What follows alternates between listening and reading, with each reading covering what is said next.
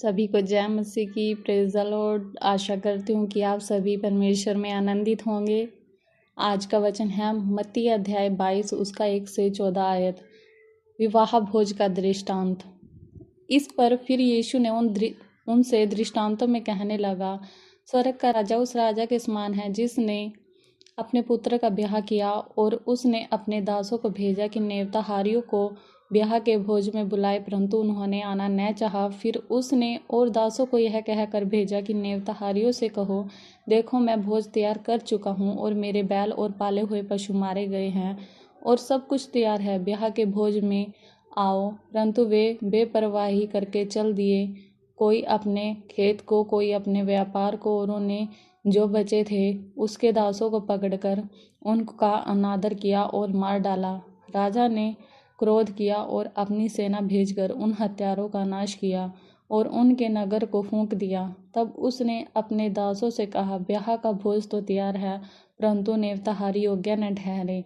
इसलिए चौराहों में जाओ और जितने लोग तुम्हें मिले सबको ब्याह के भोज में बुला लाओ।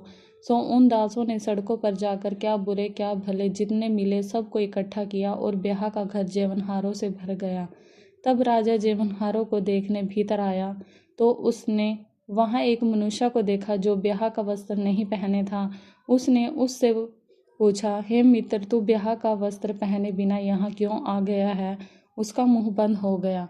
तब राजा ने सेवकों से कहा, इसके हाथ पैर बांधकर इसे बाहर अंधियारे में डाल दो, वहाँ रोना और दांत पीसना होगा, क्योंकि बुलाए हुए तो बहुत है परंतु चुने हुए बहुत कम हैं। हालेलुया।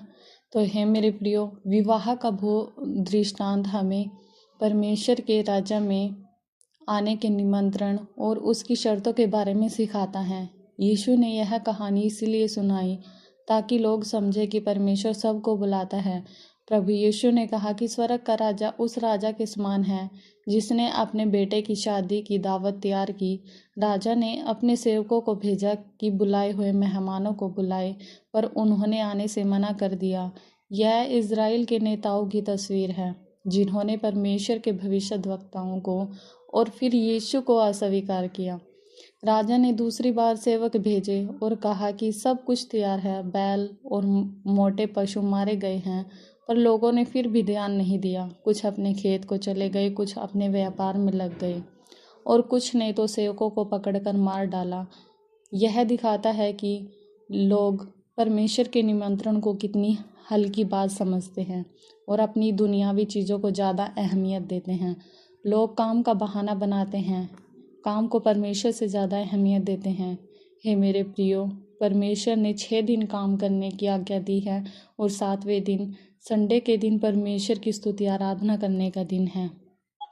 क्योंकि हे मेरे प्रियो, परमेश्वर ने इंसान को परमेश्वर की महिमा करने के लिए ही बनाया है और संसार में आकर इंसान धन दौलत में और अपने को खुश करने की चीज़ों में व्यस्त है। जैसे आज के लोग पाप में चले गए हैं, परमेश्वर को भूलकर व्यभिचार, चोरी, लड़ाई झगड़ा सब करते हैं। कुछ धन दौलत ऐशो आराम में व्यस्त हैं।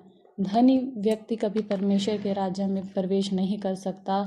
प्रभु यीशु भी कहते हैं कि ऊंट का सुई के नाके में से निकल जाना तो सहज है, परंतु धनी व्यक्ति का स्वर्ग के राज्य में प्रवेश करना कठिन है।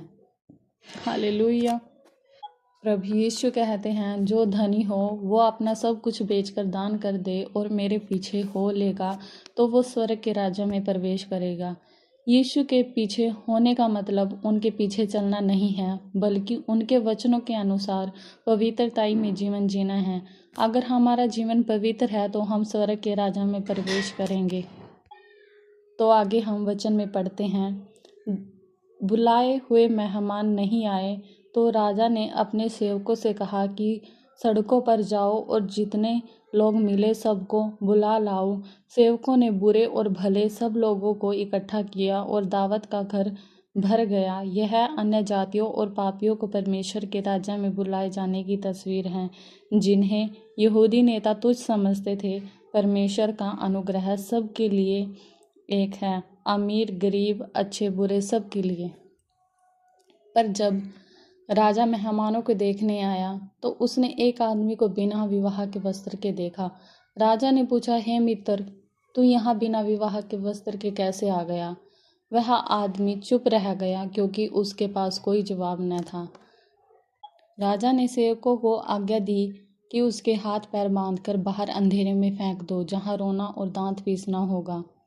यह विवाह का वस्त्र मसीह की धार्मिकता को दर्शाता है, जो विश्वास के द्वारा हमें पहनाई जाती है।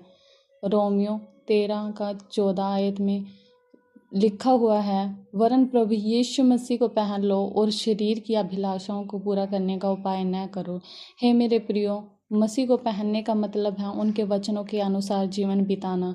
जैसे मसीह का चाल चलन था, सबको प्रेम देना, पवित्र जीना, वैसे ही हमें बनना है। सिर्फ परमेश्वर के निमंत्रण को स्वीकार करना काफ़ी नहीं, हमें प्रभु यीशु की धार्मिकता के कपड़े पहनने होंगे। हमें पवित्रता में जीवन जीना होगा। अगर हम पाप करेंगे तो हमें नरक की आग में डाल दिया जाएगा, जहाँ रोना और दांत पीसना होगा। अंत में यीशु ने कहा, बुलाए हुए तो बहुत हैं, परंतु चुने हुए बहुत थोड़े हैं। हे मेरे प्रियो, यह हमें चेतावनी देता है कि बाहरी धर्म काफ़ी नहीं, हमें सच्चे विश्वासी और पश्चाताप के साथ प्रभु यीशु के पास आना है। जब परमेश्वर तुम्हें बुलाता है तो वह तुम्हारी पूरी जिंदगी चाहता है, सिर्फ रविवार की सुबह नहीं। हर हफ्ते अपने दिल को देखो, क्या कोई बहाना है जो तुम्हें परमेश्वर से दूर रख रहा है? शायद तुम कहते हो, मेरे पास समय नहीं है, या पहले मुझे यह काम खत्म करना है। याद रखो, जो लोग भोज में नहीं आए उन्होंने भी अच्छे बहाने दिए थे, खेत, बैल, शादी। पर परमेश्वर चाहता है कि तुम उससे पहली जगह दो। परमेश्वर चाहता है कि तुम उसे पहली जगह दो। इसका मतलब है कि जब तुम्हारे पास चुनाव हो, टीवी देखना या बाइबल पढ़ना, गपशप करना या प्रार्थना करना, तो तुम परमेश्वर को चुनो। इन छोटी छोटी बातों में दिखता है। सुबह उठकर पहले परमेश्वर को धन्यवाद देना, काम पर ईमानदारी से रहना, घर में प्रेम से बोलना। जब तुम परमेश्वर को पहली जगह देते हो तो तुम्हारी पूरी ज़िंदगी बदल जाती है। परमेश्वर हमेशा आपके साथ रहते हैं। तो हे मेरे प्रियो, इस हफ्ते 3 काम करो जो दिखाए कि तुमने परमेश्वर का बुलावा कबूल किया है। पहला, हर दिन सुबह 10 मिनट बाइबल पढ़ो और प्रार्थना करो, चाहे कितनी भी जल्दी क्यों न हो। दूसरा, किसी एक व्यक्ति को माफ़ करो जिससे तुम नाराज़ हो। फ़ोन करो या मिलो और कहो, मैं तुम्हें माफ़ करता हूँ। तीसरा, अपने परिवार या दोस्तों में से किसी एक को प्रभु यीशु के बारे में बताओ। बस सरल शब्दों में कहो कि परमेश्वर ने तुम्हारी ज़िंदगी में क्या किया है। जब मुश्किलें आए तो याद रखो कि परमेश्वर का बुलावा सिर्फ आसान दिनों के लिए नहीं है। जब तुम्हें डर लगे या परेशानी हो, तब भी परमेश्वर पर भरोसा रखो। उससे कहो, प्रभु, मैं तुम्हारे साथ चलूँगा, चाहे कुछ भी हो। हर रात सोने से पहले अपने दिन को देखो और पूछो, क्या मैंने आज परमेश्वर को पहली जगह दी? अगर नहीं तो उससे माफ़ी मांगो और कल फिर से कोशिश करो। परमेश्वर तुम्हें हर दिन नया मौका देते हैं। हे मेरे प्रियो, हम अपने आप को जांचें कि क्या मैं परमेश्वर के बुलावे को गंभीरता से लेता हूँ या बहाने बनाता हूँ। मेरी ज़िंदगी में कौन सी चीज़ें परमेश्वर से ज़्यादा ज़रूरी बन गई हैं? क्या मैं सिर्फ मुँह से परमेश्वर को मानता हूँ या मेरी ज़िंदगी भी बदली है? मेरे पास कौन सा शादी का कपड़ा है, मतलब क्या मैंने यीशु की धार्मिकता को पहना है? तो हे मेरे प्रियो, हमें परमेश्वर से प्रार्थना करनी है। हे प्रभु परमेश्वर, मैं तुम्हें धन्यवाद देता हूँ कि तुमने मुझे अपने राज्य के भोज में बुलाया है। मैं जानता हूँ कि मैं इस लायक नहीं था, पर तुमने अपनी दया से मुझे चुना।